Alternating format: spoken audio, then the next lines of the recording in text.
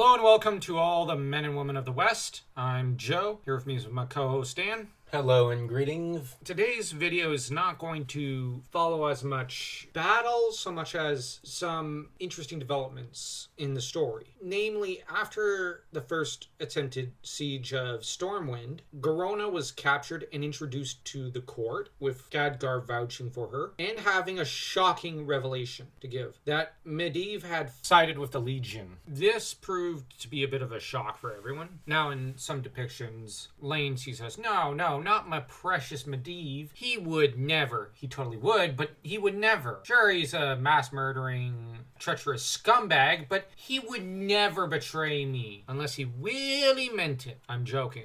All jokes aside. Actually, the thing about Medivh's fall here is something that seems to be a bit of a controversy among some fans. Some are of the opinion that Medivh deep down was a good person at his core, and that this was somehow out of character for him, or that Sargeras had possessed him and that the real Medivh was in there somewhere. The idea in the OG Warcraft era was that Medivh had fallen to the dark side in a way. So that what you had was a bit of a reverse Ben Kenobi and Anakin Skywalker type of event that happened, where the apprentice remained true, but the master was the villain. What we also have to go so far as to say is that Medivh was one of the masterminds. He had formed a conspiracy with Gul'dan in favor of the Burning Legion. To an extent, this was somewhat inevitable given that he had a connection to the Burning Legion, through Sargeras having touched him in the womb. The imagery from a Judeo-Christian perspective would be of a Antichrist type figure, because, touched in the womb, turned into a bit of a demon. It's Rosemary's Baby. There is an argument to be made in some depictions that Medivh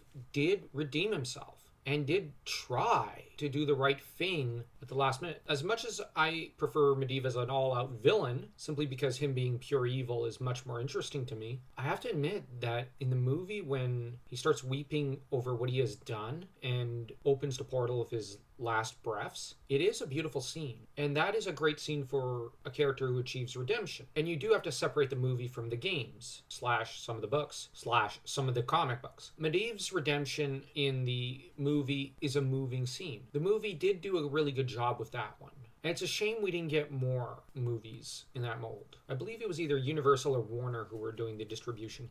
It'd be nice if, given the experience Warner and Universal have with fantasy films, and making some pretty good ones, and some epic scope ones, it'd be nice if they could partner with Blizzard and maybe make a decent fantasy movie, or a decent Warcraft movie. Though I'd prefer Tides of Darkness, or something about Arthas. If only because I like Doomhammer and I like Arthas. Arthas is the most well-known figure in Warcraft, after all. Fair point. That aside, Medivh's betrayal came as a shock to the entirety of Stormwind. They had come to depend on Medivh as a knight in shining armor. Whenever there was a problem that was too much for them to handle, you turned to Medivh. You could not, how shall I put it? If you could not count on Medivh, then who could you count on? The trouble is that there was no one Stormwind could trust in that moment, except maybe Khadgar. In the movie, Khadgar is basically ignored, vilified, and even outright hated by the Stormwindians, and treated as a fool and a traitor in some manner. But the truth is, he's the one carrying the team. He's the smartest guy in the room. It's just that he has this one trait no one else has, which is what makes the movie so fascinating. Khadgar is humble. And in the games and other depictions, he is humble. He's a very humble man who simply offers his services for the sake of offering his services. He does good simply for the sake of doing good. He'll never be fanged. He doesn't care. In the game, at least, Khadgar and Garona go to confront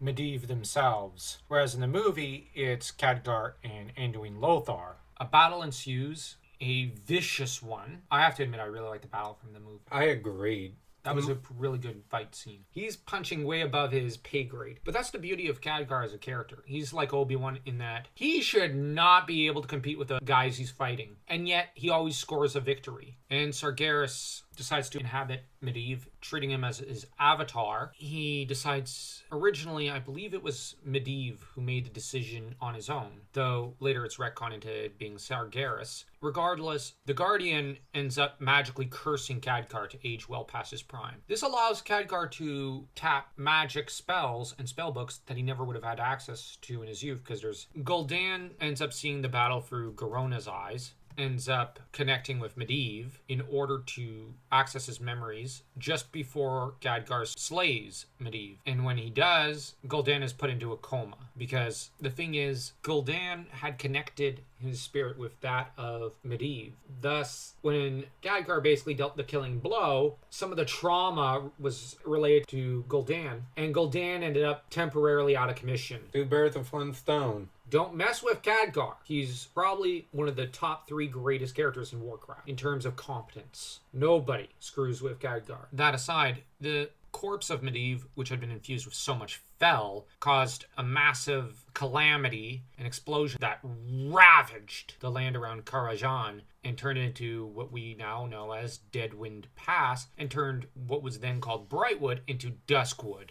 This clash between Khadgar and Medivh, and to an extent even Gul'dan, would have another after effect, which would be beneficial for all the heroes involved in the war, especially forces of Stormwind, the Horde. And the reason I say it was beneficial for everyone is that it plunged Gul'dan into a coma, as said. But here's the thing. The Shadow Council had always relied on Gul'dan's leadership. He was the power behind everything. And he was the brains and power behind Blackhand. Seeing his opportunity, Orgrim Doomhammer did not hesitate. But we'll get into what he did next time. What are your thoughts? Medivh screwed up, especially when he allowed a fell figure like Sargonis to possess him.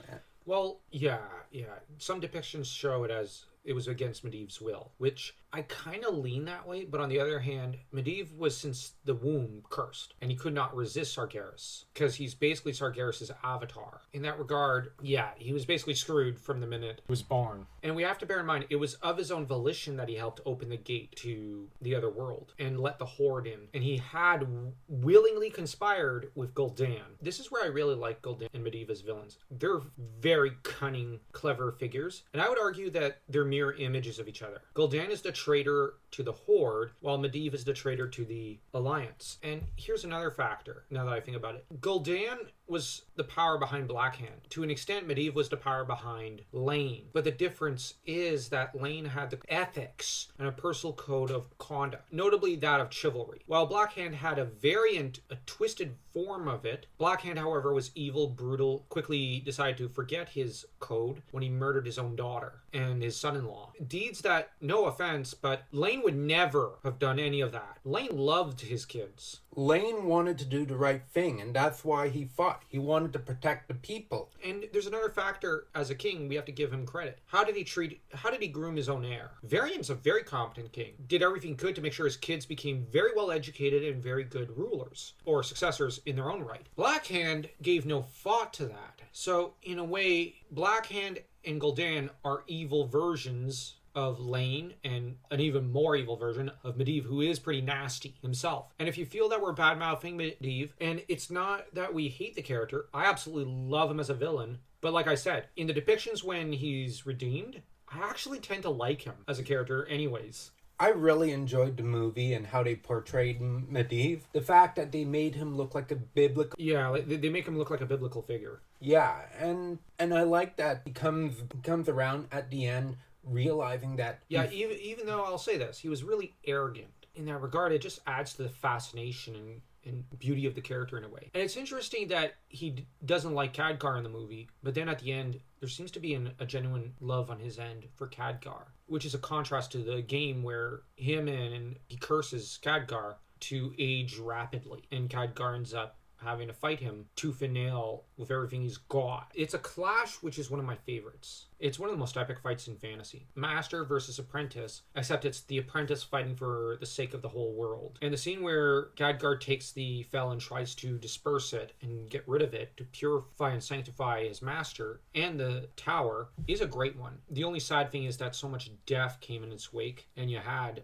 the creation of Duskwood and Deadwind Pass, which are tragedies in themselves because this meant the death of so many trees, so much forestry, so many animals, and any people who might have been in those areas. But it was out of Khadgar's control. And arguably, the fel was going to disperse anyways. What do you think of Gul'dan getting greedy and trying to sift through Medivh's memories for the Tomb of Sargeras, only to end up inadvertently comatized by Khadgar? Gul'dan is the most arrogant character in Warcraft. Of course, his own greed and lust for power would be his undoing. Yeah, that's fair. Unfortunately, he underestimated Khadgar, and even more unfortunately for him, he underestimated Orgrim Doomhammer. Now, if you enjoyed this video, don't forget to smash that like and that subscribe button as though you were Doomhammer taking down Blackhand.